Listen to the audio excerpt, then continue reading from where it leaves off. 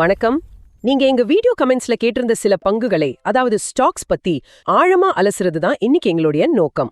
எங்களோட இந்த முயற்சிக்கு நீங்க ஆதரவளிக்க இந்த வீடியோவை லைக் பண்ணுங்க, சப்ஸ்கிரைப் பண்ணுங்க. ஒரு சின்ன வேண்டுகோள் மட்டும். கமெண்ட்ஸ்ல வர எல்லா பங்குகளுக்கும் எங்களால உடனடியா வீடியோ செய்ய முடியறதில்ல. ஆமா, அது ஒரு நடைமுறை சிக்கல். அதனால உங்களுடைய பங்கு சம்பந்தமான சந்தேகங்களுக்கு உடனடி பதில்கள் கிடைக்கணும்னா எங்களுடைய இலவச டெலிகிராம் சேனல்ல சேருங்க. அதோட லிங்க் கீழே டிஸ்கிரிப்ஷன்ல இருக்கு. முதல்ல பாதுகாப்பான முதலீடா பார்க்கப்படுற அரசாங்க நிறுவன பங்குகள்ல இருந்து ஆரம்பிக்கலாம்.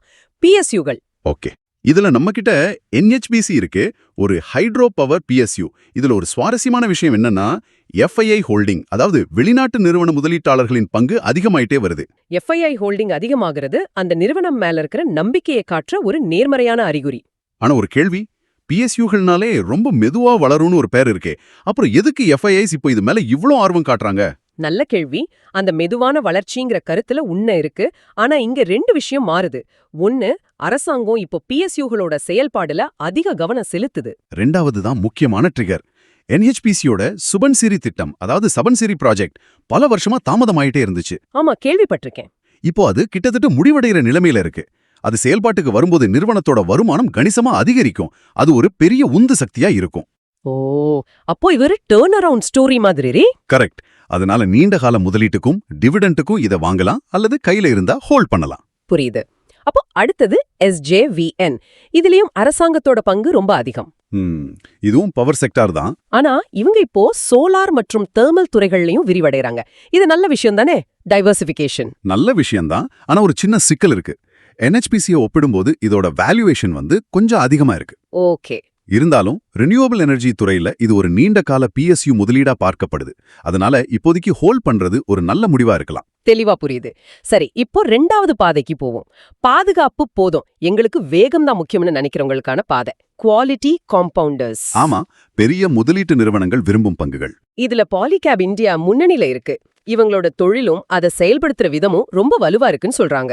இங்க கவனிக்க வேண்டிய விஷயம் என்னன்னா, FII மற்றும் DII, அதாவது வெளிநாட்டு மற்றும் உள்நாட்டு முதலீட்டாளர்கள் ரெண்டு பேருமே இதுல தங்களோட முதலீட்டு அதிகரிச்சிருக்காங்க. ஆனா ஒரு நிமிஷம், இதோட PE ரேஷியோவை பார்த்தா கொஞ்சம் பயமா இருக்கே. இவ்ளோ அதிக விலை கொடுத்து இதை வாங்குறது சரிதானா? மிகச்சரியான கேள்வி. இதுதான் இப்ப சந்தையில நடக்கிற விவாதமே. ஆமா, வேல்யூவேஷன் அதிகம்தான், மறுக்கவே இல்ல. அப்புறம் அதோட வளர்ச்சி அதை நியாயப்படுத்துது. இதோட வளர்ச்சி விகிதம் தொடர்ந்து 20-25% இருக்கு. அந்த வளர்ச்சிக்கு தான் சந்தை இந்த பிரீமியம் விலையை கொடுக்குது. ஓகே. அதனால மொத்தமா ஒரே நேரத்துல வாங்காம விலை குறையும் போது கொஞ்சம் கொஞ்சமா வாங்குறது, அதாவது அக்யூமுலேட் ஆன் டிப்ஸ், ஒரு நல்ல உத்தியா இருக்கும். இதே மாதிரி KEI இண்டஸ்ட்ரீஸும் இருக்கா? அதுவும் இதே துறை தானே? ஆமா, இதுலயும் இன்ஸ்டிடியூஷனல் ஓனர்ஷிப் அதிகமா இருக்கு. அவங்க தங்களோட உற்பத்தி திறனை, கெப்பாசிட்டி எக்ஸ்பான்ஷனை அதிகப்படுத்திட்டு வராங்க. வேல்யூவேஷன் இங்கேயும் வேல்யூவேஷன் கொஞ்சம் அதிகம்தான், ஆனா வளர்ச்சி தெளிவா தெரியுது. நீண்ட கால நோக்குல இது ஒரு நேர்மறையான பங்கு. அருமை. இப்ப நம்ம பயணத்தோட மூணாவது ரொம்ப சுவாரஸ்யமான பாதைக்கு வரோம். Value picks. நல்ல நிறுவனத்தை மலிவான விலையில வாங்குறது.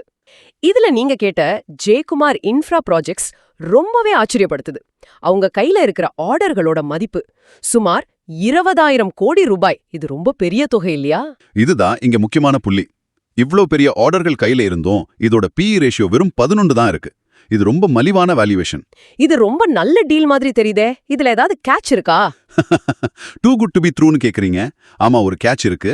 அது இன்ஃப்ரா துறையோட இயல்பு. ஆர்டர் வாங்குறது பாதி கதை தான். மீதி கதை அது சரியாத நேரத்தை சொன்ன பட்ஜெட்ல முடிச்சு பணத்தை வாங்குறதா மீதி கதை. இந்த எக்ஸிகியூஷன் ரிஸ்க் காரணமா தான் சந்தை இந்த மாதிரி நிறுவனங்களுக்கு ஒரு தள்ளுபடி கொடுக்கும். அப்போ ஜெயக்குமார எப்படி நம்புறது? இங்கதான் நாம இன்னும் கொஞ்சம் ஆழமா பார்க்கணும். ஜெயக்குமாரோட கடந்த கால எக்ஸிகியூஷன் ரெக்கார்ட் நல்லா இருக்கு. அது மட்டும் இல்லாம இதுல FIID முதலீதும் ஆரோக்கியமா இருக்கு. அவங்க இதெல்லாம் யோசிச்சுதான் முதலீடு பண்ணிருப்பாங்க. நிச்சயமா. அதனால இது வாங்குறதுக்கு ஒரு கவர்ச்சிகரமான பங்கா, அட்ராக்டிவ் பையா இருக்கு. சரி, இன்னொரு வேல்யூ பிக், இன்டர்நேஷனல் கன்வேயர்ஸ். இதோட PE ரொம்ப குறைவா இருக்கு. ஆமா, இது ஒரு தனித்துவமான தொழில்ல ஒரு நீஷ் இண்டஸ்ட்ரியல் பிளேல இருக்கு. ஆனா என்ன? இதுல லிக்விடிட்டி, அதாவது பங்குகளை சுலபமா வாங்குறதும் விக்கிறதும் கொஞ்சம் குறைவு.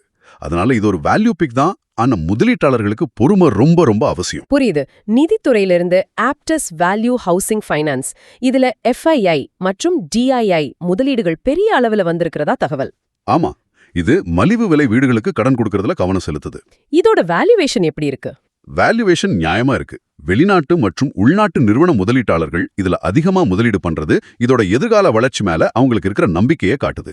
அப்போ இதுவும் வாங்கலாமா? இது ஒரு நீண்டகால முதலீட்டுக்கு ஏற்ற பங்கு, ஒரு லாங் டேர்ம் கம்பவுண்டர். சரி, நாம நல்ல பாதைகளை பார்த்துட்டோம். ஆனா எல்லா பயணத்திலயும் சில ஆபத்தான பகுதிகளும் இருக்கும் இல்லையா? ஆமா, சில பங்குகள்ல வளர்ச்சி வாய்ப்பு இருந்தாலும் ரிஸ்க்கும் அதிகமா இருக்கும். அதுல முதல்ல Adani total gas, city gas distribution ஒரு பெரிய வளர்ச்சி கதை தான். அப்புறம் ஏன் இது ஆபத்தான பகுதியில வருது? கதை நல்ல கதை தான், ஆனா 2 பிரச்சனை.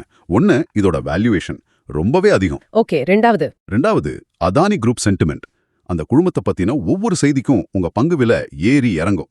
இந்த நிச்சயமற்ற தன்மை ஒரு பெரிய ரிஸ்க். அப்போ என்ன பண்ணலாம்? இப்போதைக்கு இத வாட்ச் லிஸ்ட்ல வச்சு கவனிக்கலாம், வாங்க வேண்டாம். சரி, அடுத்து டினோரா இந்தியா.